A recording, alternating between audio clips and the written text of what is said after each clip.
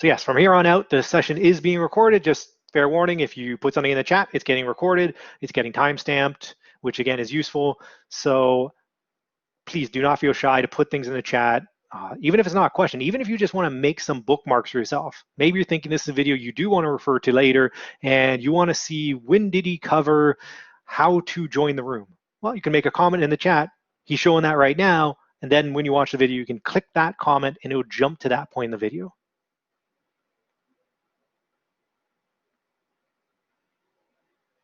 Ah, good to know. Yeah, the chat is definitely recorded. Chat is recorded and timestamped, which again, I think is a fantastic feature. But let's get on to demonstrating the virtual classroom. And likely the very first thing you need to be able to do is get into the virtual classroom. How would you even normally access the virtual classroom? Well, for most of you, it's going to be through a course site. It's going to be through the Blackboard site that you're likely a GA or TA on, and it's going to most likely be a menu item called something like virtual classroom. Most of the sites should already have it added to them. But there has been some terms where one or two of the sites don't get it added through some glitch, or it could be that instructor accidentally deletes the virtual classroom. You can always add it back in, and that might be something you're helping with. So let's say you don't have the virtual classroom on your menu. What you could do is add it. You're going to click the plus symbol near the top left of the menu. And by the way, if you don't see the plus symbol, just make sure that your edit mode is on near the top right. If edit mode is off, you won't see plus mode. But as long as edit mode is on, we click the plus symbol. We'll go down to Tool Link. The virtual classroom is one of the tools we can use. So Tool Link.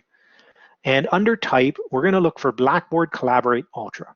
That's the official name of the virtual classroom. The technical name is Blackboard Collaborate Ultra, but generally people just call it virtual classroom because it's simpler.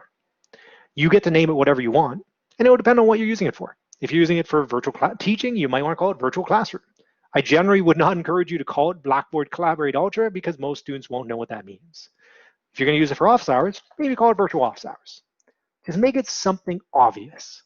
You also want to make sure it's going to be available to users, and then when I click Submit, it'll show up at the bottom of my menu.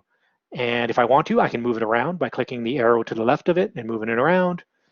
And now, in my case, I already actually had the virtual classroom on the menu. You can see I can add it more than once if I want. I don't know why you'd really do that. It all links to the same page, this page right here. You could add it more than once if you want. I can't really think of too many use cases for that, but you could. Now, if you're going to be using the virtual classroom in your course, I would suggest that you might want to add a virtual classroom tutorial. And to do that, you're going to go to the Get Help tab in Blackboard.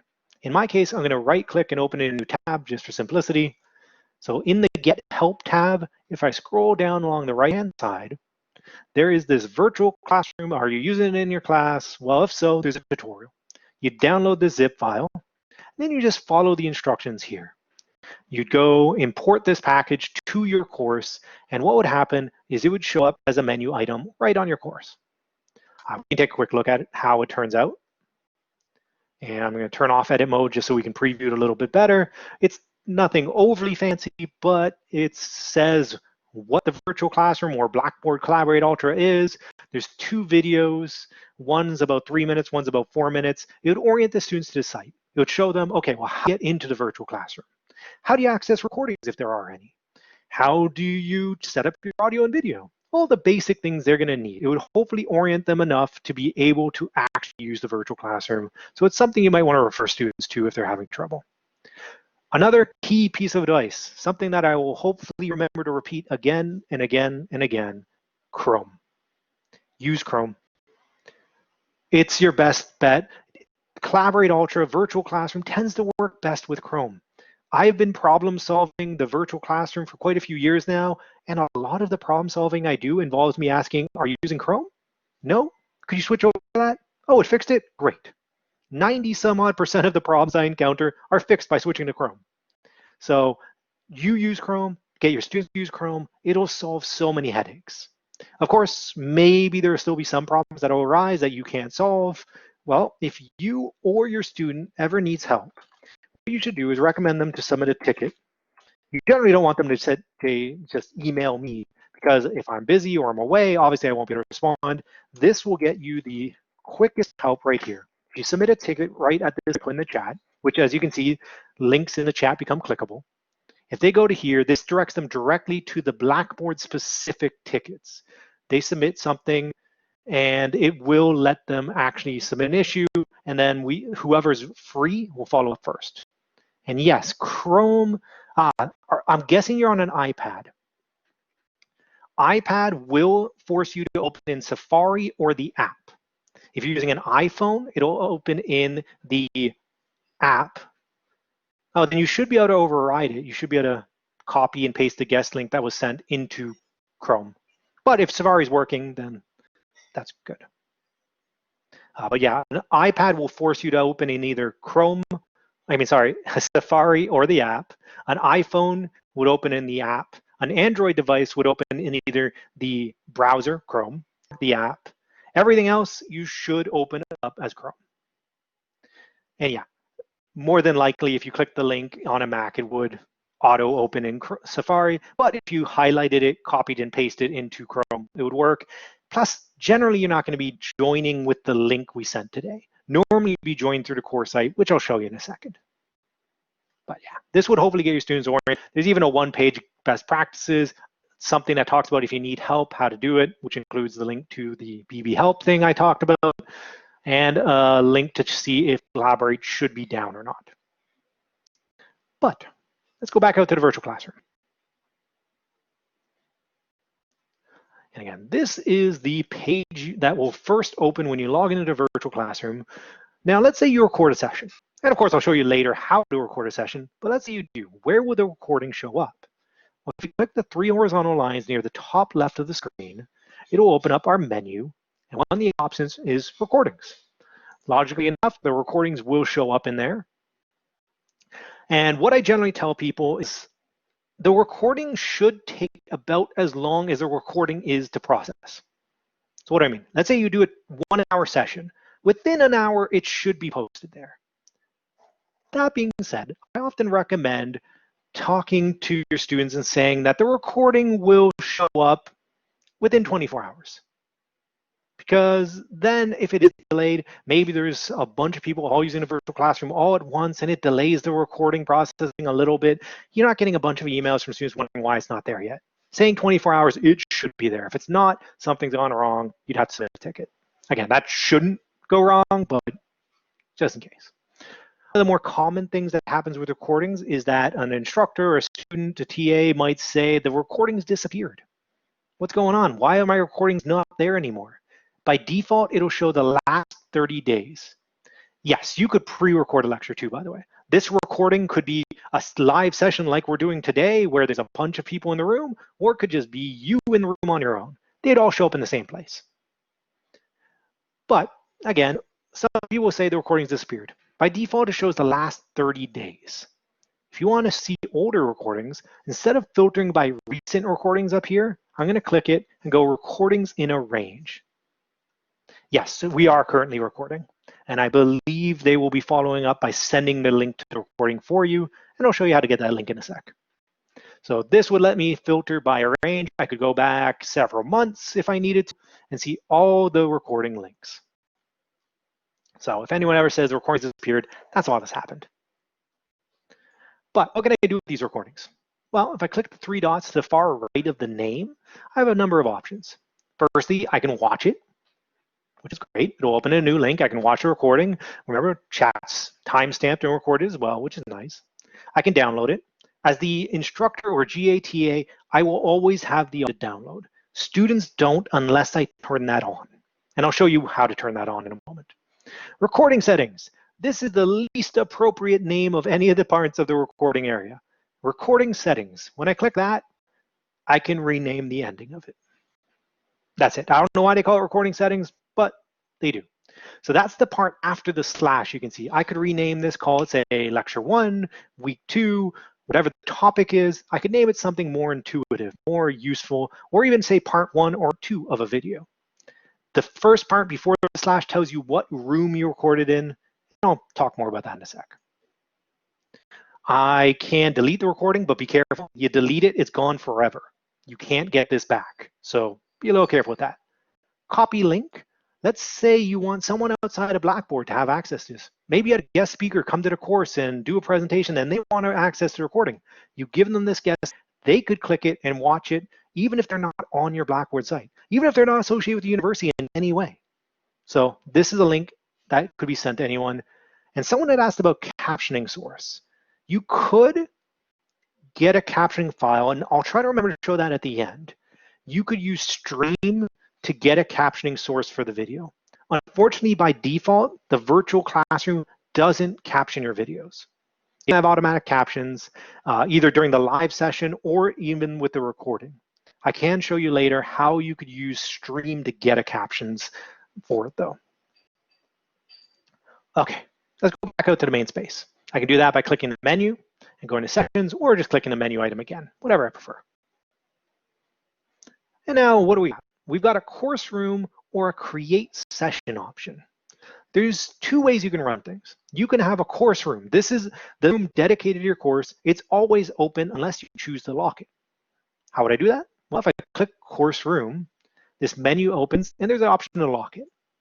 So you can think this kind of like a regular room. I want to lock it behind me when I'm done teaching if I don't want students going in there. The next time I come ready to teach, I'm going to click that and unlock it. So I control if students are going in or out. Of course, it's up to you. It's a matter of personal preference to a large degree, whether you lock it. You could lock, well, students can always exit.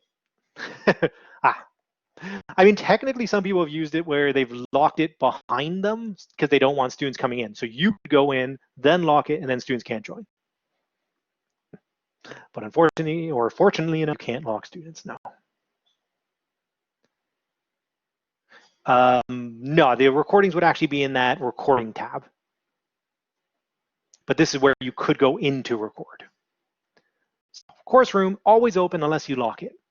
Now, a session is a room that you'd create for a specific time. You'd call it whatever you want. You can enable guest access, which we'll talk about more in a sec, and you would choose the start and end time. You'd also choose if you want to repeat. So maybe you want the same session every Monday, Wednesday, and Friday at the same time. You could choose it ends at a certain time. The menu at the front of the course room. Oh yeah, I'll show you where to do the recordings. That's in the room itself. So I could choose, I want it to record up until 10 occurrences have occurred, or more likely you might want to choose an end date. This is the last day of classes, so I go till this date. I can choose if I want people going in early or not, and how early. I could provide a description, but a session versus a course room, we'll get in there, they basically are the same thing. It's the room we're in right now. That being said, I often tell people, if you can get away with it, just using a course room is probably better. Why do I say that? Let's say you're using the virtual office to teach and do office hours, and maybe meet with students one-on-one when they need to. Well, if you just have one place you always go to, that's convenient. I know I'm meeting students to teach, I go to a course room, and so would you students. I'm going to meet them for office hours, I go to a course room. You generally only want to use one or the other. If you have a session and the course room open at the same time, some of your students will go to the wrong room and you'll be split. So generally you want to use one or the other. Having the one room, again, kind of convenient. No matter what, I know to go there. An student email on the fly saying, can I please meet with you? I can't make office hours. I really need to talk to you. And then you could say, well, yeah, we'll meet. And you just go to a course room. Whereas if you're using sessions, you have to make a session specifically for that. You have a bunch of students emailing you asking, why is there a new session? Was I supposed to be there? Yeah, that's the recording should just be here in the recordings area. Shouldn't be, unless they were giving you the links in the chat or something, but yeah, the recordings are always just in here. Okay, another advantage of the course room is later on I'm going to show you can load files. And if I use the course room, I could load the files today. They're still there tomorrow. They're still there the day after. They're still there a month from now. So I have a bunch of students asking me, oh, remember that thing that you covered in the first week of class? Well, I could pull that back up again. I can preload all my files and have them ready. Whereas the session, I have to go in every time and load the files then. And as you saw, I can only go in up to an hour early.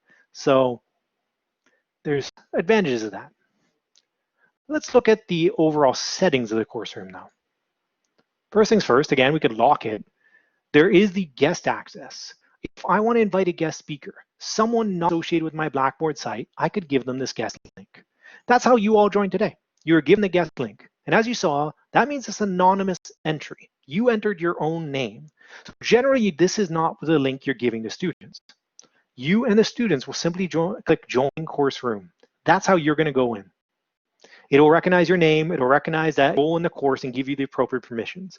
So generally, you would not be giving this guest link to anyone except if you want a guest speaker to come in. There is a variety of settings you can enable as well. You can see there's this weird sprockety gear symbol. We click that, that'll take us into the session settings. The default attendee role is likely good enough for most people. The part is the student access to the course room. You can choose if you want students to be able to download the recording. As we saw, we always have the option, but we control if students do. By default, it's not enabled. You can also anonymize a chat message in the recording. During the live event, the chat is not anonymous, but the recording would be anonymous if you chose this. Generally, you wouldn't send that link to students because they can simply join by clicking the Join Course Room. Whereas if you give them the guest link, they're joining with an anonymous entry. They're giving their own name. And so it would depend on the circumstance. I guess you could think of reasons, but you shouldn't need to send this link to students ever because they are just joined by going to the Blackboard site and clicking Join Course Room. So they shouldn't need this link. And again, if you give them the link, it's anonymous. They can also potentially share it with other people. This link could be sent to 50 people who aren't even related to the class. Yeah, exactly. That is, thanks for the example. Nice thing is, let's say you accidentally give the guest link, you could always turn off guest access. But let's look at the settings. Whether you want to see a profile picture for you or others, that's just personal preference. These 5 permissions here, though, are important. These are the default permissions enabled in the room. Normally, I'm going to recommend turning off 2 of them. By default, I normally turn off the ability to draw on whiteboard and files. Now, at the beginning of today's session, you saw that was a nice activity we could do by letting you draw on the files. You can control that in the session live anyway. By default, generally, I don't want my students just being able to draw on my files because let's say I'm presenting something, I want students drawing throughout the whole time on my files. So by default, I normally turn that off. And then I turn it on when I'm ready in the session itself. I also recommend turning off the ability to join via telephone. As we talked about, the Collaborate room, the virtual classroom, is mobile friendly. They can log in on their phone, but this is dialing in. That would mean they'd be using their phone for audio, which sounds like a great idea. However, as it says up here, it's a long distance area code. It's West Virginia, I believe. So some of your students will actually get a long distance bill. So I'd recommend turning that off. That would likely mean that someone has just re-enabled the course. That would be within settings itself. The instructors always have permission or have control over when a course site is actually available for. So presumably someone just made the site back available for some reason. Maybe so a particular student would have access to the resources. And sorry, bear with me, I'm getting a dinging noise. Just need to plug in my headset. So again, I would turn that off. You have control whether you want people to be able to privately message with each other or not, and if you want to monitor that chat. Again, mostly a matter of preference. You might not want them privately messaging each other, or you may be able to moderate that. It's up to you. A regular virtual classroom supports up to 250 people total, counting the presenters, instructors, everybody. If you ever need a session larger than 250, you have to choose this option right here, and it turns off a lot of abilities, unfortunately. In a large session, it means that the participants, the students, can't use audio, video, draw on whiteboards. They can't be sent to breakout rooms, which I'll demonstrate later. And even chat is initially turned off, though it can be toggled back on live in the event. If you're going to be having classes over 250, you might want to reach out and get some more details because that disables certain settings. And yeah, yes, we will be sending the recording to the session. You also have control of if you want to turn on a profanity filter. That's a relatively recent feature, but it's up to you. Once you're ready, you'd click save.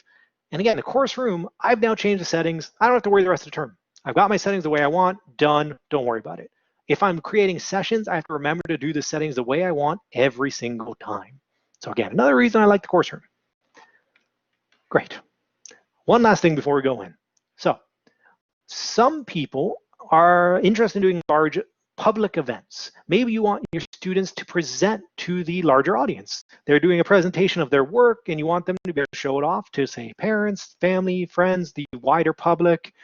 Well, in that case, what some people do is give the guest link out. You got to be a little careful. You might have the idea of Zoom bombing, or in our case, collab bombing, where a bunch of people come in a room and start doing inappropriate things. I'll show you how to shut that down later, but you still want to be a little careful. In that case, if you're going to have a large public event where you're going to share the guest link, say, on social media or on a website, you probably wouldn't want to use a course room for that particular event, because this guest link never changes the whole term. So if I give this link out at the beginning of term and a bunch of inappropriate people get a hold of it, they're going to still have a hold of it all term. So what in that case is create a session. I can create a session specifically for that event because all of the guest links for the sessions are unique. So create a session for just that one large public event, use the guest link, share it publicly, it gets out there, it's not as big a deal in that case. I mean, it's still not great if you got a bunch of people coming in and doing inappropriate things, but again, I'll show you how to shut that down later. So that would be a case where you might want to use course room, or I mean a session. Also in your case, if you're ever going to have two concurrent sessions, so say 2 or 3 of you all need to teach at the same time. Maybe you're doing labs, maybe you're doing little seminars. That's when you might want to create a session specifically for those. So that would be use cases for the sessions when each person needs to have their own unique room to meet with students. Theoretically, by the way, you can have a session that never ends. Problem is you can't lock a session, so that would be a room that's permanently open. No, if you have a repeating session, the settings you choose would stay the same for each. Great question. Great. So without further ado, let's go into the room. Let's take a look. So again, my students, what we do is click course room or the session if we're using a session, and then click join course room. And it'll take me in. It'll recognize my name. It'll recognize my role in the course as an instructor and make me a moderator. It'll give me the appropriate permissions to suit my role. And it's apparently taking a second to join. Yours would probably look a little bit more like this. Now, a lot of people will want to be able to go into the room and say practice. Maybe you want to be in the room more than one time so that you can see things from a student's and instructor perspective. Well, if you click join course room again, you're going to get an error saying you're already in the room. At least we won't a sec. There we go. Already in the room, can't do it again. Oh no. However, what you can do is use the guest link. If you use the guest link, and what you might want to do is say, I don't know, maybe there's someone you haven't had a chance to talk to. You probably aren't seeing as many people as you'd like right now. Maybe there's someone you haven't had a chance to talk to in a while. Maybe you send them the guest link to one of your sites and have them meet with you and act as your guinea pig all at once. Or in our case, what we can also use it for is to add ourselves in a fake student. Maybe I add this in on a different device. Maybe I add it in on the same device. And what I'm going to do is add myself a fake student so I can demonstrate things a little bit better. And I'm just going to move that over to the other window. And you can see, actually, what I'm going to do is add 2 fake students just to help demo this a little bit better. So we're going to see another Mark coming into the room in a sec. Unfortunate flood of Marks, but at least there's a picture of a cute kitten involved. And bear with me one sec as I mute the audio for these fake students just so I don't get an annoying echo. Okay, so this is the interface, and I'm going to zoom in a bit just so you can see, which, by the way, if at any point in today's session you realize you can't see something clearly as you want, if you look near the top left of the screen I'm sharing right now, you should have what kind of looks like a magnifying glass over a piece of paper. If you click that, it'll control the zoom for you. So no one else, it doesn't impact anyone else, but it controls the zoom for you. So if you're having trouble seeing anything, you can zoom in. Yes, thank you. A very curious kitty. First day from home, decided to climb into the bags I brought home.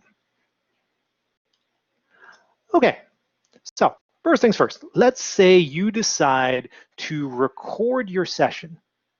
How are you gonna do that? Well, you click the 3 horizontal lines near the top left of the screen. It'll open our session menu, and there's an option to start recording.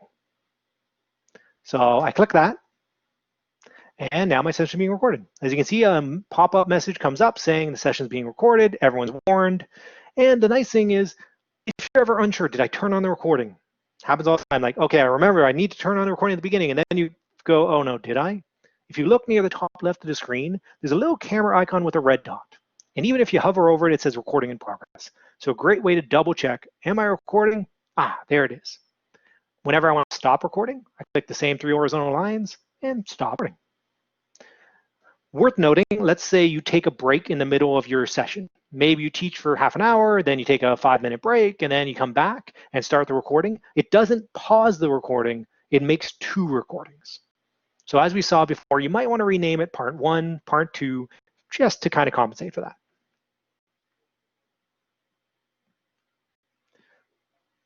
Yeah, you might want to record seminars as long as you're the moderator in the room. And if you're on the Blackboard site as, say, a GATA, you will have the option to be able to record. Yeah, most of the other things in here, you're not really going to need. Tell Me About Collaborate is just a tutorial. It's going to take you through, click here and click here to do more detail than that. Blackboard help if you need it, good. Privacy policy, you can leave the session here as well, or you can just X out when you're done. But otherwise, that's it. I do show the students in the tutorial that if they click the report an issue button, they're not actually going to report anything. It's not going anywhere. But if they copy this session info, this huge amount of text, and put it in that Blackboard ticket I talked about, it gives me a lot of detail. Me or whoever else is following up with them. It gives me information like what browser they're using. And so that might be useful for some, but I showed them in the tutorial. I have a GIF that shows how to click it. Yes, I'm a GIF person, not GIF. But so generally, you're not going to use this at all, though, for most people. Great. Most important thing, likely, when you first get in the room is to make sure your audio and video works. And when you logged in today, you were probably prompted to set up your camera and microphone. Well, apparently so does the person who invented it, but that's not here nor there. So let's say you need to set up your camera and microphone. Again, first time you log in, it'll prompt you to do so. Next time, it'll probably remember your defaults and not get you to do it. But let's say you run into audio or video problems. Well, first thing I'm going to do, make sure I'm using Chrome. And I'm going to make sure the student's using Chrome. Great. Hopefully, I'll troubleshoot it right away, and I'm done. If not, I'll click the purple icon near the bottom right. Our Collaborate panel will open. And I'm going to click all the way over to the gear symbol, the My Settings area, and there's the Set Up Your Camera and Microphone. This will let you pick the microphone you want to use if you have more than one. It will even be very encouraging. You can see the purple bar rising and falling as I talk. That means it's working. Again, it says you sound great, which is nice. And yes, audio is. If not, it would take you to help files. And then same with video. If I had more than one, I could pick it. In this case, I only have the one plugged in. Yes, it's working great. That didn't turn on my microphone or camera, as it even warns you, but it does mean it's ready. And if you do have problems at any point in this session, again, you or your students, firstly, check Chrome, but if not, get them to go to set up your camera and microphone, even if it stops working partway through the session. It shouldn't, but just in case. And also, it's cliche. It's very cliche, but if you ever have audio, say, stop working partway in a session, you were hearing fine, things were working, and now it's not, I hate to say it, but even something simple like closing the room and then immediately reopening it can help. Hopefully that never happens to you, but it is worth mentioning. Your students, you might say, okay, can you click out and back in? It should only take a minute to do that, but sometimes that'll help. Again, cliche, but it can work. Okay, let's actually turn on my microphone or my camera. They are near the bottom middle of the screen. If I want to click the share camera icon or share video, looks like a camera, I get to preview it first. In my case, I'd see, oh, it's a very dark room, but it's going to suit my needs so I can start sharing my video. And then when I want, I can turn on my microphone. And one of the most common things that happens is you're in a room with a student or two, and they say they can't hear you. And now is it me? Is it them? How do I tell?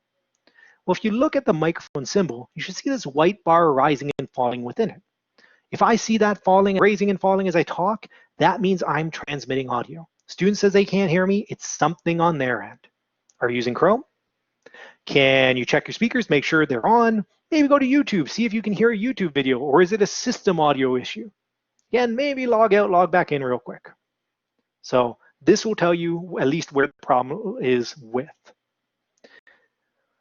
I alluded to this earlier before I turned on the recording. I would encourage you to think of the microphone as a toggle switch or old school walkie-talkie where you turn it on when you're ready to talk, off when not. That helps cut down on echoes. It also helps avoid embarrassing moments like you've walked away and forgot your mic's on and now your dog's barking, or you're talking to someone and everyone's hearing that. So think of it as a toggle switch. At any point, if you need to go away, you can click this My Status one, the furthest one to the left, and there is an Away button. Away, that will turn off your mic and video by default. And then when I'm clicking I'm back, it would turn it back on. We'll look at the rest of the options in here a little bit later. You can see there's a leave a session option, and yeah, I'll show you, well, yeah, actually right over here, you can control your speaker volume. Again, we'll talk more about that. But let's also look at the fourth of the buttons, raise hand. Well, let's see what happens. I'm gonna get my fake student to raise hands, and yes, some people are starting to raise their hands right now. Feel free to practice. Well, you can see what happens is I get a little notification saying that Mark has raised his hand. So from my perspective, I love the idea. If someone has a question and wants to throw it in the chat at any point, I like that. I would rather be able to engage right then and there. But maybe like in a real class, if someone has a question where they want to turn on their audio, maybe you want them to raise their hand. That way you can finish your thought. And then, oh, yes, Mark, okay, go ahead, turn on your mic, what's your question? And you'd let them ask it. And then presumably once they're done, they'll probably lower their hand. If not, I can lower it for them. And the best thing is if more than one student raises their hand, it puts them in order. And oh, now Mark number 2 also had a question. What's your question? So it could be a way of managing the class, could be a way of making sure people are back from a break, something of that nature. Okay, let's go back to the My Settings area. And to set up your camera and microphone, and as was alluded to in the chat, you can control your speaker volume as well.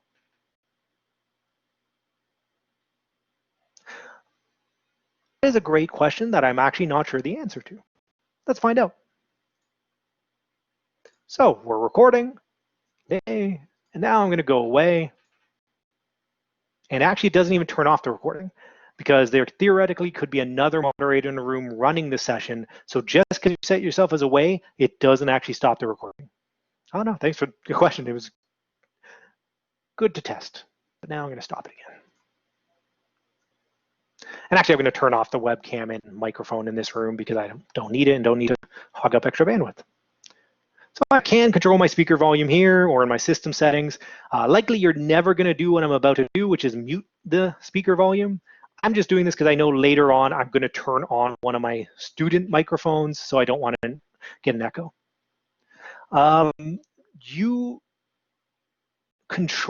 You can promote people to moderators. So in that sense, you have control of the moderators. I can't remember what the limitation is. No, you can have, let's say an instructor joins the room and 4 TAs join the room. As long as your roles in Blackboard are appropriate, you will join as moderators.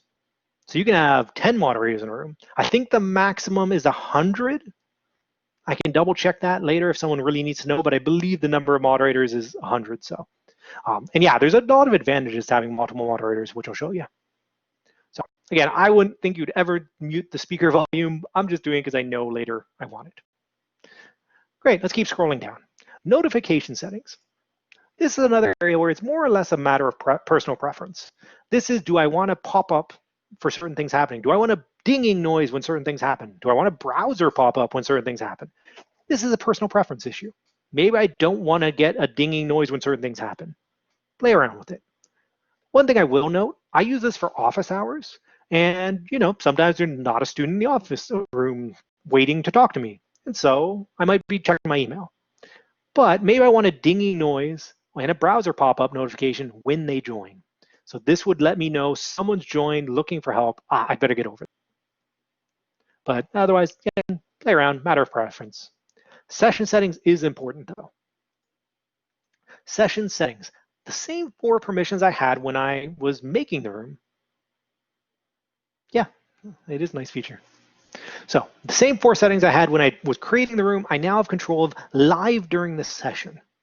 So let's say you did make a big, large public event and all of a sudden you're getting collab bombed. A bunch of people have come in and are doing inappropriate things. This is where we shut them down. So share audio.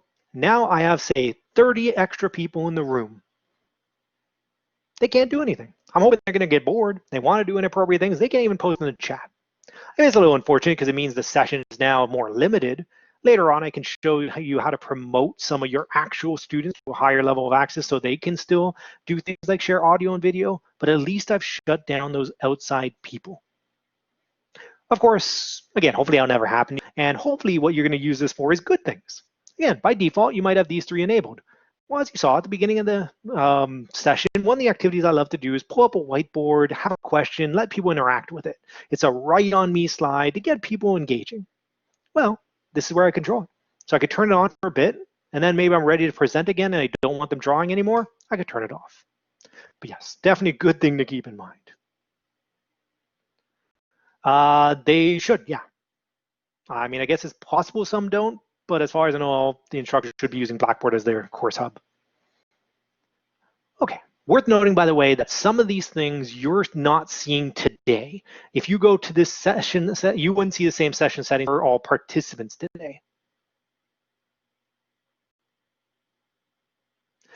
Yeah, there's actually a 3rd level of access as well. There's moderators, participants, and in between there's presenters. So we'll talk a little bit more about that later. It's quite possible that your Blackboard course just isn't activated yet. A lot of instructors won't open them yet because the term hasn't started for another 10 days or so. And yes, you can kick people out of a session. I'll show you that in a bit, but it's not a permanent kick, technically. We'll talk more in a sec. But again, you're likely not seeing the same interface I am today because you're participants. Once you're moderators in the room, you see the same thing. All right, let's click over to the chat area. And again, mine's going to look a little different because what I have is the everyone chat and moderator chat. So if you do have more than one moderator, maybe you have a speaker here helping run a session, this is a private place to talk. This is not recorded. Only you and the other moderators would see it. So it might be, again, you have a guest speaker, you're saying, hey, you're doing a great job, but I need you to speed up behind. Or maybe there's a bunch of you in one room all trying to work with the students, and it's a place to be like, oh, can you go help so-and-so? They need some help. It would be a way to coordinate yourselves and the students don't see it. The everyone chat is where everyone, I mean, many of you are using that right now. You can see, I can type in it. As I said, it's recorded and timestamped, which I think is a fantastic feature. There's a wealth of emojis, more than I could ever possibly hope to use. One thing I do think is really cool and a good feature is that they do let you select the skin tone for your emojis. So I think that's a very nice feature. Again, you can see there's more emojis than you could ever hope to use. You could search through them if you're looking for a specific thing, but you may use them as much or as little as you want. Let's go over to the attendees panel. It looks like 2 people, and as the number of people in the session, in our case, you would see the number 142. There's a fair bit of information in here, a lot of useful things you can do and learn in this little panel. For one thing, I can see who's in the room. I can see their roles, so a moderator, participant. And if you look, it looks like there's kind of a bucket to the far right of someone's name. Bucket with a bunch of lines in it. This talks about your experience. You can loosely think this is the connection. It's not a perfect translation because I add other factors in there. Generally, what I tell people is if it tells me my experience is excellent, I take that with a grain of salt. If it tells me my experience is poor, I know that's a weak connection. So if you ever have students getting kicked in and out of a session, they're having a lot of troubles interacting and hearing things, you might want to take a quick look and see, your experience is poor. Okay, I think your connection is the problem. In that case, I mean, first thing I'd also probably say, hey, you're using Chrome, by the way, but your connection's an issue. Okay, is there any chance you can connect directly via Ethernet? That, by the way, is the best way to run a session. If you can connect directly to your computer, Ethernet to your modem, you will have the best experience. I have other people with better internet who have worse experience than me because I connect via Ethernet. So that's your best bet. Maybe not practical for everyone. Get as close to your modem as possible. That'll help. Also, things like shutting down other programs. A lot of us have, say, 20 tabs open at any given time and a bunch of programs open. Well, when you're running a live session, especially if you find your connection is an issue, you want to make sure to shut that down. Just have open what you need. It'll cut down on the amount of bandwidth your internet's using, also how much your computer's working. Yes, exactly. Ethernet is still better. Also, another big concern with everyone right now is, I mean, most of us are working from home. You probably have someone else there. Might be you have roommates, significant other, kids, and, well, they might want to use the internet too. It might be that when you're doing this live session, you try and talk to them and see, okay, is there any chance you can not be streaming Netflix at the same time? Please, I need this session to run smoothly. I mean, hopefully your connection will just be good enough anyway, it won't matter, but it might be worth trying to coordinate with the people in your household if possible, if you find your connection is weak. I would recommend doing some test sessions.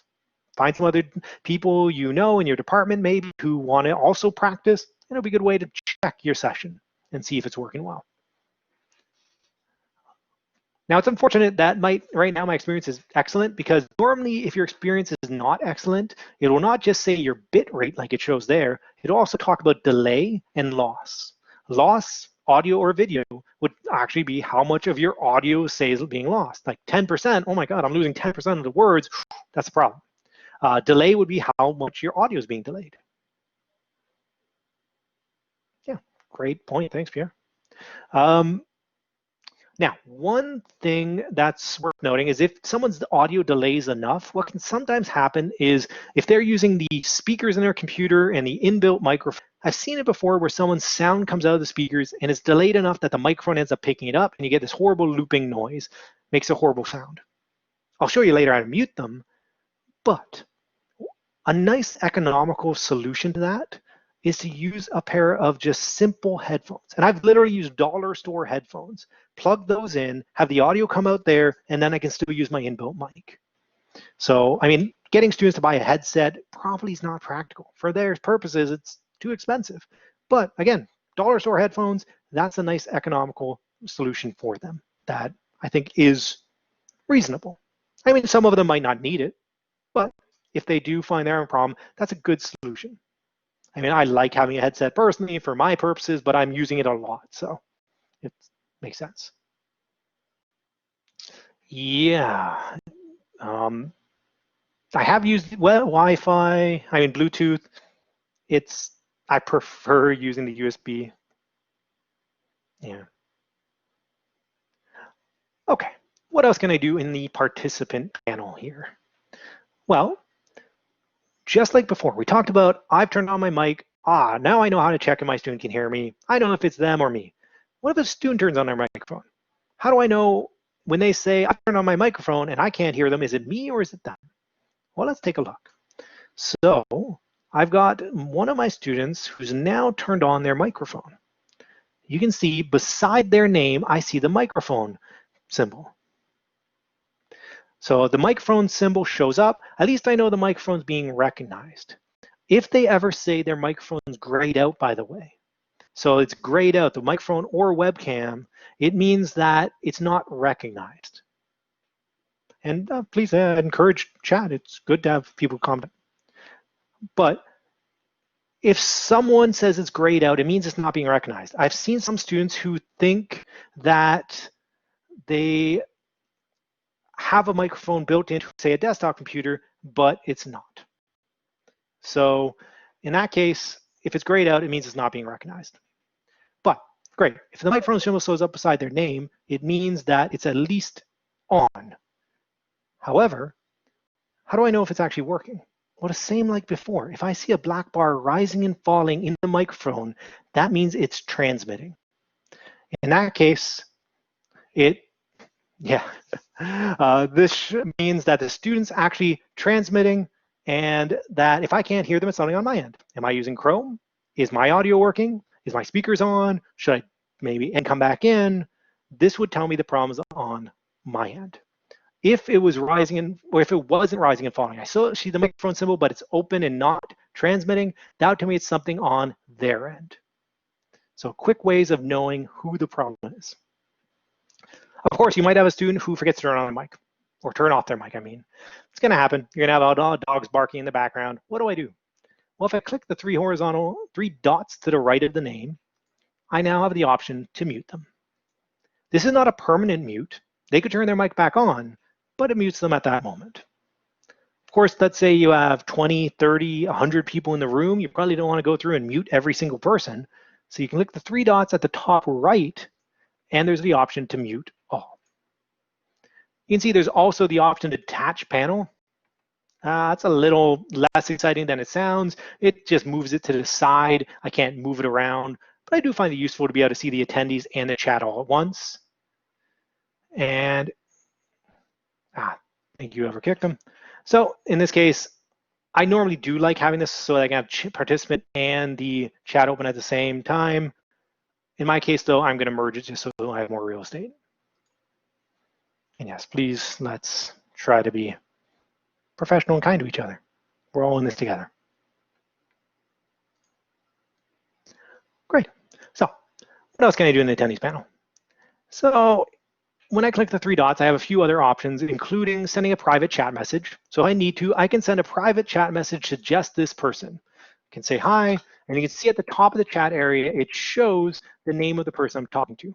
If I want to get back out to the main chat areas, I click the arrow beside the name, and I can see all of the chats I'm in. You want to be a little careful just to make sure you're not posting in the wrong area. By the way, if someone ever posts in a chat you're not in, you should get a pop-up and see the number beside their name. So this tells me I want to go in there. Just again, be a little careful. Look at the top, see which area you're actually chatting in so you don't send anything to the wrong area ever. Now, a couple other things. I can make someone a moderator or a presenter. If you want to give a student a higher level of access, say to do a student presentation, you likely want to make them a presenter. The moderators, unfortunately, no, you can't control that fine a level of who can do, well, I guess technically you could give someone a presenter role, yeah. So presenter has the ability to use audio, video, and chat, even if you've disabled chat for everybody else. So again, I've gotten collab bombed, oh no, I've shut off everybody, then I'll go in and make some of the students presenters so they can still participate. Now, again, I would encourage you to make them presenters because a moderator has the ability to mute people, has the ability to kick people out. Presenter can share files, they can use audio and video, but they can't kick people. So it's a finer in-between role. I could make someone a moderator. Maybe, again, I have a guest speaker. I want to make them a moderator so you can do full permission. Nice thing is if I accidentally ever promote someone I shouldn't have, I can demote them back down as the original moderator. The make captioner. This is not really something people have been using. It's potentially a great idea. The problem is this would be someone actually typing out the captions. So this would only generally work as if you have someone who can actually type fast and you have a set script that everyone's following. So generally not used. I can also remove someone from a session, as we've seen. You can kick someone from a session. Technically, the person can get back in. If they're clever, if they click refresh, it won't work. But if they shut things down and try to come back in, they can't get back in. Maybe I won't go into too much detail about that. Finally, remember that other fourth button to the far left. There is the feedback. This is a nice way to get some of that non-verbal cues we might be used to in the classroom. I mean, usually you're teaching, you look around, you see a bunch of confused faces, you might react to that. It's a little hard to do that in the online realm. Yeah, for sure. So, well, this is a way to get feedback from students. Not everyone uses this, but some really like it. And what could be done is someone would indicate they're confused, and I'll get maybe my fake student to also indicate they're confused. And you can see, I get a tally, I see who's confused, I also get a tally at the top. So a nice way to get some informal, non-verbal cues. Again, I see 20 people with confused faces, maybe I need to cover this again in more detail. And the nice thing is, it's down after about 20 seconds. So it's not like someone's going to say they're confused at the beginning of the session and stay that way. Also, there's the option to do things like agree, disagree, faster, slower. Maybe I'm going too quick or too slow. People can let me know. Or, okay, everyone, do you think we're ready to move on? Maybe give me a quick agree, disagree so I know. Great way, again, to get on a little less formal feedback. Okay. Now, one thing I actually forgot to mention is you have your student, you know if they're having audio working or not because you can see it transmitting. But when you logged in today, it probably prompted you to allow or block your microphone. And I'll show a pose in a sec, by the way. So it probably asked you, do you want to allow your microphone? Do you want to allow your camera? And some of us, without thinking, are going to click block because nope, I don't want this accessing it. Now what? I've blocked my mic. Oh no. If we're using Chrome, if we click the lock symbol to the left of the address bar, so up where it says ca.bbcollab.com, I click the tiny little lock symbol, it'll allow me to override my permissions again. I've accidentally blocked my mic, well, I can allow it again here. And by the way, this works on multiple sites, not just here in the virtual classroom, so it's a useful feature to know. Quick way of problem solving student issues as well. Finally, let's look at the last area, the box with an arrow in it. This is where a lot of the power of the virtual classroom comes in. Firstly, I can pull up a whiteboard. You can see this is basically the activity we did at the beginning. In that case, I actually made a pre-made slide, but it works the same way. Maybe on the fly, I want my students to interact and answer a question. What do you need to know? Something like that. Well, I could use the arrow to move it around, to resize it. And maybe I now have a slide where students can interact by going over to the settings and making sure my session settings allow them to draw on the whiteboard files. Of course, I might also just use it to draw. Some people have talked about the idea of being able to use, say, a graph. Well, this might be a way to try and draw it out. With the pencil, I can free draw. With the shapes, I can maybe use a line if I want a slightly better one, axes.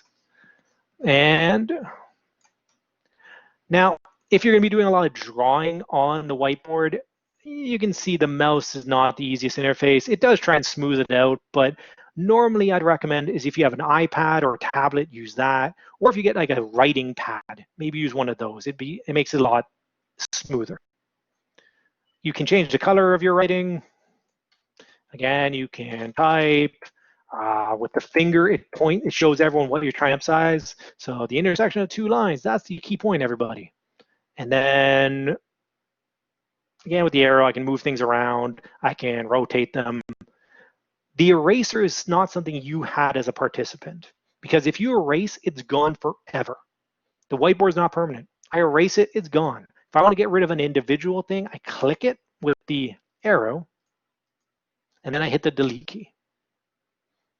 The delete. Ooh, it's lagging a bit. It's not liking me in too many rooms at once.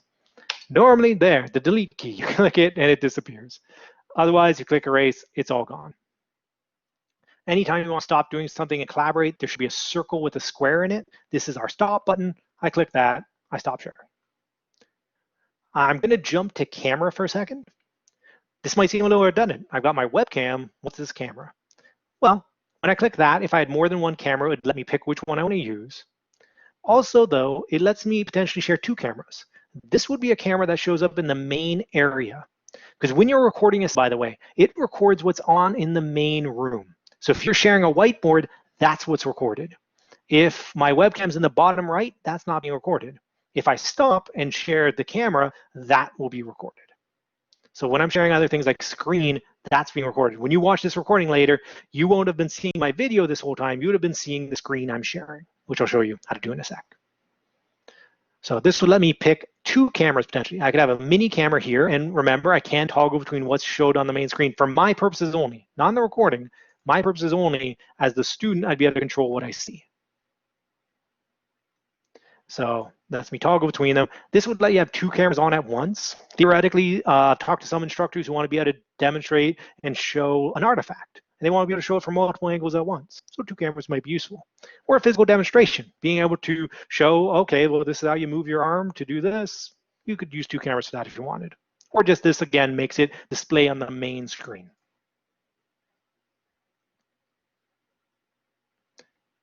Yeah, this is the presenter perspective we're in right now, or that I'm demonstrating. When you go into your virtual classroom, you will be the moderator or presenter. Okay, share files. If I click share files, I can bring in a PowerPoint, a PDF, or an image file. The problem is it'll take those and convert them into images.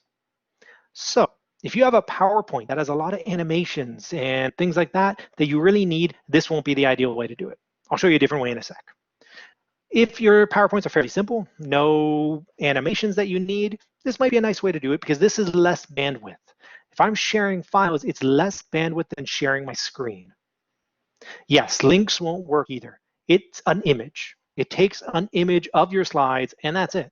So, and the same with PowerPoint, PDF, or image. They all are images. Now, if you're like me, by the way, once you load the file, you can drag it in or you can click add files. Again, if you're using the course room, you can do this in advance. But if you're like me, you're going to say you're double clicking, wondering why it's not opening. You have to make sure it's highlighted and then click share now. It'll preview along the side. You can go in and click whatever slide you want. And then when you're ready, you start on the slide you want. At that point, you can keep navigating by using the part over here, or you can use the arrows underneath. So for me, I kind of like this because I can have the chat open, I can run my presentation, I have the same drawing tools as before, so I can really emphasize, by the way, everyone, this is the key thing. Of course, again, these annotations I'm doing are not permanent. I click to the next slide, and back, and it's gone.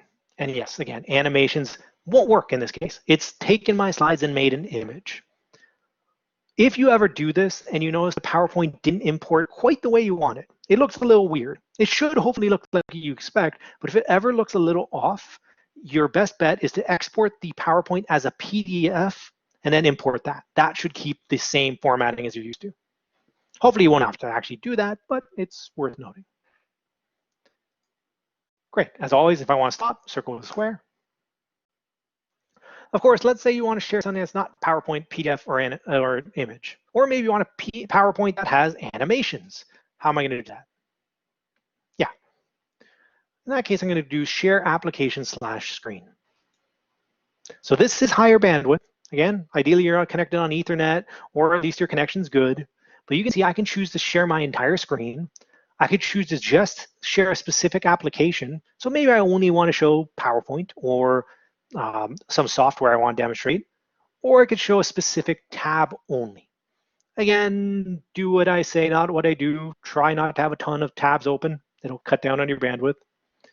But first time you go to share screen, it's going to throw people off. It looks weird. I share my screen. This is what I'll get. You can see this awful looking picture and picture and picture and picture. This is a good sign. It looks weird. And sometimes it's good for a student laugh, I don't know why, but it's a good sign because what I'm doing is sharing the screen and showing the screen I'm sharing, which shows the screen I'm sharing. It's basically a bunch of mirrors reflecting off each other in essence. But as soon as I tab this down, this is what my students will see. And this is what I've been doing this whole time, sharing my screen. So whatever I pulled up, that's what people saw. As always, when I'm done, circle with square. A couple things worth mentioning in there. So when I click share application screen, again, I can choose what screen I want to share if I have more than one, or a tab, or an application window. I can also choose to share audio. You can see this little tiny checkbox, share audio. That's my system. So if I had an audio track I needed to play for students, I could do it this way. Now, if you have a video you want to share with students, if it's something like a YouTube video, your best bet, give them the link in the chat. You saw the links become clickable. Plus then everyone can go and watch it on their own end. Students will go choose the quality that best suits their need. They have the link for later if they want to rewatch it. Trying to stream a video via screen sharing can be an iffy proposition. If your internet's weak or the student's internet's weak, it might lag. It might not be a great viewing experience. So if you can just give them the link, you're much better off. And it might be you give them the link in Blackboard and have them watch it beforehand. Right? Do that rather than taking up class time. But It might be that you have no choice. Maybe it's a video that's only on your computer, or maybe it's a video you need to be able to pause and talk through at the same time. Well, that's when you might use the share audio and try and stream it. But if you can avoid that, you're better off. Again, some students are going to have a weak connection. Some might be trying to do this all on their phone via data. If you can at least give them the option to go watch it on their own end and choose the quality, it will be a better viewing experience for them. Great. Now, someone's been asking about polling. Well, there is polling built into Blackboard, into the virtual classroom anyway, the Blackboard Collaborate Ultra. It's got some limitations. So what I did is I clicked polling, and you can see there's a multiple choice or yes, no poll. Great. But when I click into multiple choice, you can see I'm typing my own question and answers. I can't preload these. If I'm going to do a lot of polls, what I might do is have a Word file that I can copy and paste from for simplicity. Or I might have a PowerPoint slide that has the poll question and answers on it. So it have the question, have the answers as number 1, 2, 3, or however many I need. And then I could start the poll. And sure, the question isn't displayed, but if it's on a slide, at least the students will see it. Now, let's see how this looks for my good old student. Worth mentioning, by the way, you can see this is the message they get when they are muted. They can toggle their mic back on anytime they want, and they can see their questions. Again, if you have it on a slide that they're trying to see, what you might want to tell them is, you can see now there's a 5th button along the bottom. If they click the button, the new one, it lets them toggle the poll open or closed on their end. So if they need to be able to see the slide that you're sharing, and then open the poll and answer, they can. They don't see how everyone else has answered until you make it available. So as the instructor, I get to see who's responded. I can go to the attendees poll and see how they responded. Students don't. But when I'm ready, I click Show Responses, and now the student gets to see how everyone's answered. If I need to, I can hide responses to open it back up. I could clear the attempt if I want to make a new poll. I can stop it. Worth noting, by the way, that you're one of the respondees. So if you're ever sitting there going, oh, why is one person not replied? Come on, what's going on? It might be you. So keep that in mind. But as always, circle with square to stop. I do find the yes/no poll useful because that's something I can easily do on the fly. All right, is everyone back from our break? Yes, no. I mean, even if they say no, I know they're back. They're just being clever. It's similar to the agree, disagree, but polls are recorded. At the end of a session, you can go in and actually get a report of the polls, how everyone answered, who answered, and how everyone answered, and at what time. So potentially useful, whereas the agree, disagree doesn't get recorded. So this could be a way to get some engagement in. Finally, actually before that, let's see where you'd get that report. So let's say I had a session, I did a bunch of polls in it. Well, I'd go back out to my virtual classroom, and let's say I did it in a course room. I'd click the 3 dots to the far right of the name and choose View Reports. If I had polls, you can see there's the download button. It'd give me a CSV file. It gives me who answered the poll, how they answered, and at what time. Of course, if I don't have the question put into the poll, you can see the question ends blank. So less useful. I'd have to remember which question I asked at what different times. I also can get an attendance report. Maybe I want to see who is in the session with me on any given day. I can click the View Report. In fact, you can see it's underneath attendance. I click into there. It shows me who was in the room, how long they were there, how many times they joined. I mean, this was not a diverse group, but it's a demonstration. And I can export that to CSV as well if I want to have a record. Okay, final thing we want to look at is breakout rooms. And I'm actually going to add a couple more fake students because it takes a few more students to really be able to demonstrate this effectively. Hopefully my connection will stay pretty strong. I guess I'm now in 6 collaborate rooms, so hopefully it'll keep working well. Breakout rooms are a place where you can send students into small individual rooms to work together, collaborate, and then come back to the main room. The idea of think, pair, share. So I'd click into breakout rooms, and there's a few different ways I could use it. Firstly, there's the randomly assigning. No, polls are not anonymous. To the students, they don't see who's responded in what way, but you do. So random assignment, I'm taking the students, splitting them up randomly into rooms. Now, you have to have at least 2 students per room. That's a requirement of the random assignment because they want someone to actually collaborate. So in this case, I have the option to split them into 2 groups. If I had 10 students in the room, I could go up to 5 groups or as little as 2. It would randomly distribute them for me. When students go into the breakout rooms, what happens in the breakout room is not recorded. That is not recorded. So, they're also given the equivalent permissions of a presenter. So in that room, they can share files, they can share their screen, they can use audio and video because they want them to actually be able to collaborate. I could include the moderators in the room assignments. Generally, I wouldn't because I just want to have the students split. I can move myself later. You could allow them to switch to groups, which we'll talk about reason why you do that later. And let's say I look and see Mark and Mark 3 shouldn't be working together in a group. It's not a great idea. I could shuffle the attendees. And when I'm ready, I'll click Start. I have now sent my students into random rooms where they can work. If I want to go visit the students, I'd click the attendees panel, and you can see there's group 1, group 2, and to the right of the name, it looks kind of like a door with a green arrow pointing at it. It's kind of a good way of thinking of it. It lets you enter. I don't see what's going on in the rooms till I'm in there. It's not being recorded too, remember. So students get a warning, I'm coming in, they see a pop-up saying I've entered the room. Now I see and hear what's going on in that room. Each breakout room has its own private chat area. So again, this chat's not getting recorded, but if the students need to get a hold of me, or maybe I want to send a message being like 5 minutes left, they still have access to the everyone chat by clicking the arrow. And then, so I could be giving them a 5-minute countdown, or they could be messaging me in the everyone chat saying, oh, can you come into group 3, we're having some troubles. As always, when I'm done, if I go back out to the breakout group area, there's the circle with the square to stop it. So again, that's randomly assigning students to groups. However, it might be that you want to have the same groups week to week. Or maybe you have a seminar course where you want students to choose the topic that they're going to go and engage with. Well, you can do both things in a similar way. No, they only see the chat of the room they're in. So let's say you want to have the same groups each week. In this case, what I'm going to do is do a custom assignment. Custom assignment, and now I can make as many groups as I want. I just click the plus to make as many. If I want, I can override the name. Maybe I go in and maybe it's a seminar where each student should choose their topic. So I could put the name of the topics in for them to choose. Great.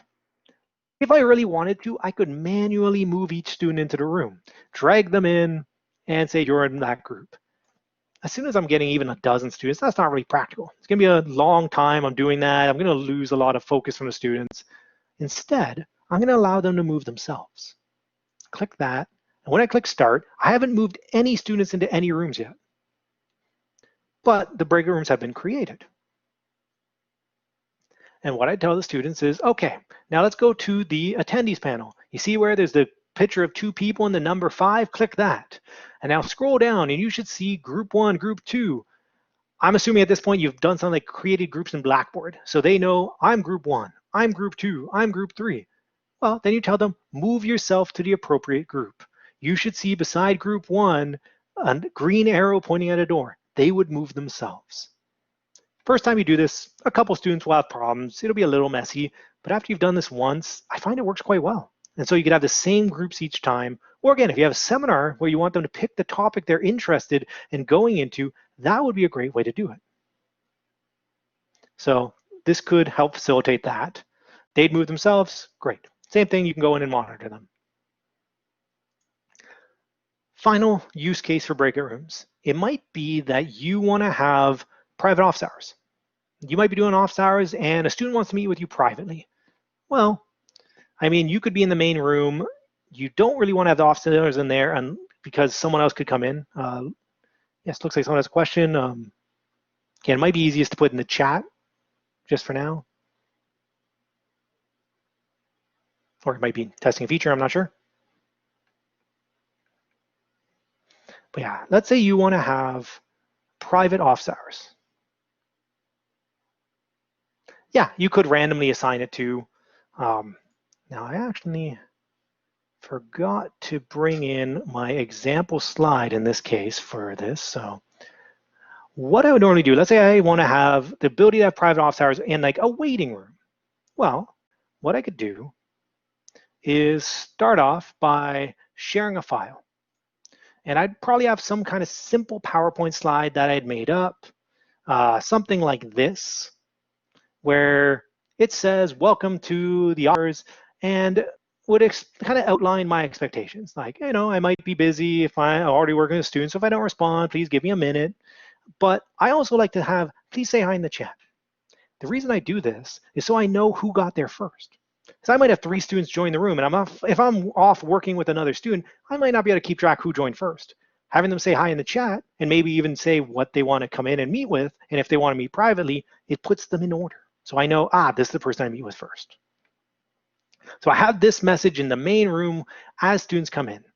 Now I'm going to create breakout rooms. I probably only need the one breakout room. I'll do a custom assignment, and I'm not going to allow people to move themselves because I don't want someone coming into a private session. But I might have one room, or if there's me and someone else doing office hours in the same area, maybe a couple rooms. And what I'll do is, Mark has told me he wants to meet with me privately. Okay, I'm going to grab Mark's name and drag it into group 1. Then I'll also move myself, Mark Luberg, the instructor, into group 1. And when I'm ready, I click start. Now me and Mark are meeting privately in a room that no one else can go into. All of the other students are getting that waiting room area. As someone joins, they would see this as the waiting room. They can say hi in the chat. They have at least been told to give me a moment. But right now, I'm in the private room with Mark, talking, sharing files if we need to, using audio and video, sharing our screen. No one else sees this. Then, when I'm done meeting with Mark, I go back out to breakout rooms. And now, presumably, when we're done meeting, Mark might just leave the room. But if not, what I'll do is drag him back to the main room. And now I've been told Mark 2 also wants to meet with me privately. Okay. Grab their name, drag me into group 1 with me, and click update. And now I've swapped out who I'm meeting with privately. Of course, some students might not want to meet with me privately, and at which point I can go back out to the main room. And as always, when I'm done, I can click circle with square, but right now I'm doing private office hours. Now, that's really everything I was hoping to demonstrate, though I think someone wanted to see how to get captioning done. Again, the virtual classroom by default doesn't caption. Microsoft Teams has a lot of the same kind of functions. You can see more people on screen at once. It doesn't have breakout rooms, unfortunately. But they are similar in many ways of being able to use audio, video, chat, share screen, things of that nature. I believe you can get an appointment with IT to actually do it. Yeah, breakout. The nice thing is a session versus a course room. Once you're in there, they basically work the same way. Again, a course room, I can preload files, but otherwise all of this functionality is in a session. Okay, yeah, you could make one-on-one appointments with students in Teams. And you can theoretically do that in here too, but just in case people are interested, I mean, it's a little bit of a workaround. Unfortunately, Virtual Classroom, again, does not caption your videos. That's a limitation. However, as we saw, I could go in and download the recording. I could then take that recording and upload it to Stream or YouTube and get Stream or YouTube to caption my video. And in fact, if you bear with me one sec, I have a couple videos that would demonstrate how to use Stream or YouTube to caption your videos and how to edit those captions. I will put the links to those in the chat in case people want them. And then it might be that, hey, okay, the video's on there already. I'm just going to use that. I'll give students the link. Maybe it's a YouTube video that's unlisted. Maybe it's streamed. I'm just giving it to my class. But if you had a video on stream, one of your virtual classroom videos that you uploaded, what you could do is once it automatically captions your video, you can go in to that video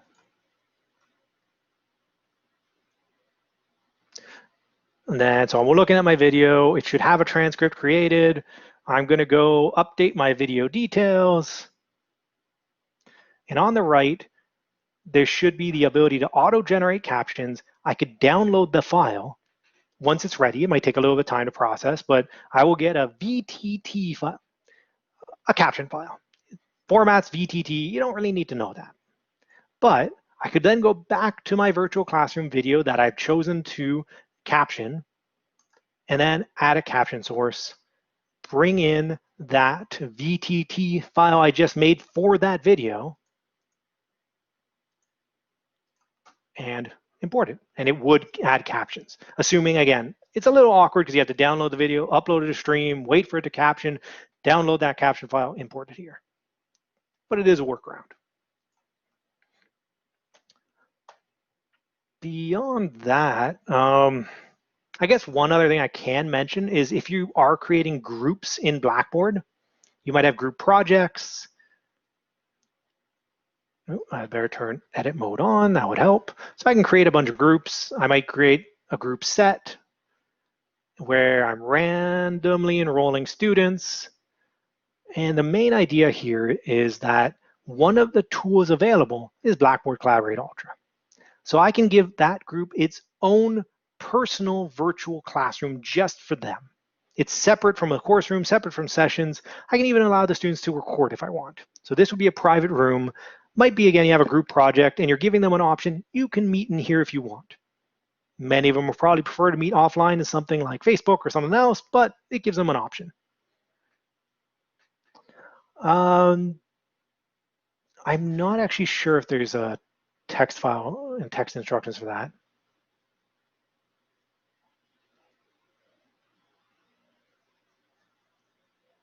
Yeah, I mean, I've got a workshop. I do a 15-minute one where I go through the captioning. We could probably get the video. It's in BB Cafe, a lot of those videos. But yeah, that's a fairly detailed whirlwind introduction to everything to do with the virtual classroom. I'm happy to answer any questions people have. I'll probably turn off the recording in a moment or two if there's not immediate questions. The recordings are, I mean, the chat is timestamped, so it's interactive in that sense. If you click the chat, it'll jump to that point in the video, but that's as interactive as it gets.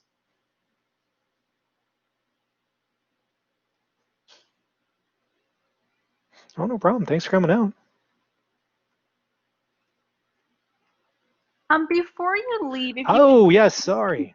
Yeah, thanks, Mark. I was just gonna, before I see people popping out, if you could please complete the feedback form that I just sent in the chat for this workshop, that would be greatly appreciated. Sorry to interrupt, Mark. Nope, that's perfect. I completely forgot.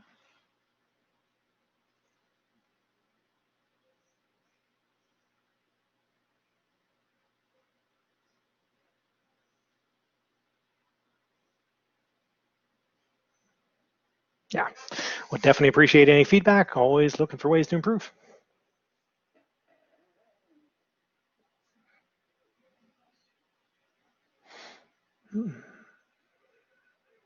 Unfortunately, we just use Blackboard. And not that I'm aware of. If they're using that room, I don't believe there's any way to generate an attendance report. If you made a session for them or use the course room, then you could see the attendance report.